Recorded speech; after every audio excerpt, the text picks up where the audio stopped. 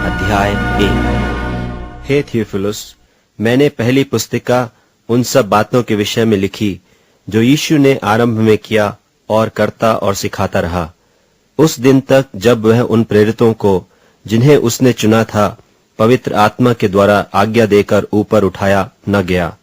और उसने दुख उठाने के बाद बहुत से पक्के प्रमाणों से अपने आप को उन्हें जीवित दिखाया, और 40 दिन तक वह उन्हें दिखाई देता रहा और परमेश्वर के राज्य की बातें करता रहा, और उनसे मिलकर उन्हें आज्ञा दी कि यरूशलेम को न छोड़ो, परंतु पिता की उस प्रतिज्ञा के पूरे होने की बाट जोहते रहो जिसकी चर्चा तुम मुझसे सुन चुके हो। क्योंकि यूहन्ना ने तो पानी में बपतिस्मा दिया है, परंतु थोड़े दिनों के बाद तुम पवित्र आत्मा से बपतिस्मा पाओगे। सो उन्होंने इकट्ठे होकर उससे पूछा कि हे प्रभु, क्या तू इसी समय इस्राएल को राज्य फेर देगा?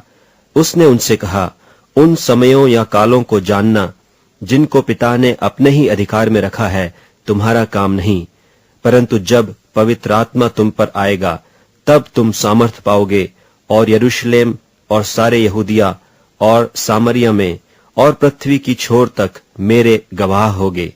यह कहकर वह उनके देखते देखते ऊपर उठा लिया गया, और बादल ने उसे उनकी आंखों से छिपा लिया।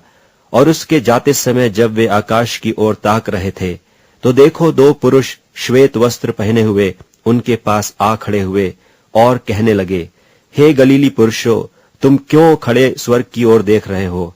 यही यीशु जो तुम्हारे पास से स्वर्ग पर उठा लिया गया है, जिस रीति से तुमने उसे स्वर्ग को जाते देखा है, उसी रीति से वह फिर आएगा। तब वे जैतून नाम के पहाड़ से, जो यरूशलेम के निकट 1 सब्त के दिन की दूरी पर है, यरूशलेम को लौटे।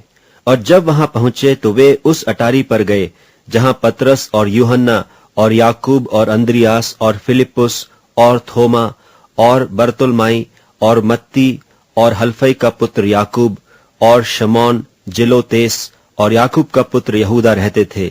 ये सब कई स्त्रियों और यीशु की माता मरियम और उसके भाइयों के साथ एक चित्त होकर प्रार्थना में लगे रहे। और उन्हीं दिनों में पतरस भाइयों के बीच में, जो 120 व्यक्ति के लगभग इकट्ठे थे, खड़ा होकर कहने लगा, हे भाइयों, अवश्य था कि पवित्र शास्त्र का वह लेख पूरा हो जो पवित्र आत्मा ने दाऊद के मुख से यहूदा के विषय में, जो यीशु के पकड़ने वालों का अगुआ था, पहले से कही थी। क्योंकि वह तो हम में गिना गया और इस सेवकाई में सहभागी हुआ। उसने अधर्म की कमाई से एक खेत मोल लिया और सिर के बल गिरा, और उसका पेट फट गया और उसकी सब अंतड़ियां निकल पड़ी। और इस बात को यरूशलेम के सब रहने वाले जान गए, यहाँ तक कि उस खेत का नाम उनकी भाषा में हकलदमा अर्थात लहू का खेत पड़ गया। क्योंकि भजन संहिता में लिखा है कि उसका घर उजड़ जाए और उसमें कोई न बसे, और उसका पद कोई दूसरा ले ले। इसलिए जितने दिन तक प्रभु यीशु हमारे साथ आता जाता रहा, अर्थात यूहन्ना के बपतिस्मा से लेकर उसके हमारे पास से उठाए जाने तक, जो लोग बराबर हमारे साथ रहे, उचित है कि उनमें से एक व्यक्ति हमारे साथ उसके जी उठने का गवाह हो जाए।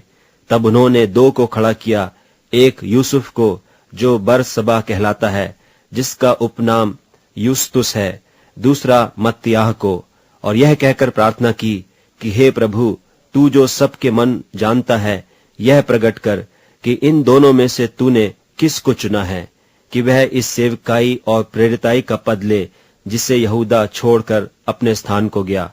तब उन्होंने उनके बारे में चिट्ठियां डाली, और चिट्ठी मत्तियाह के नाम पर निकली। सो वह उन 11 प्रेरितों के साथ गिना गया।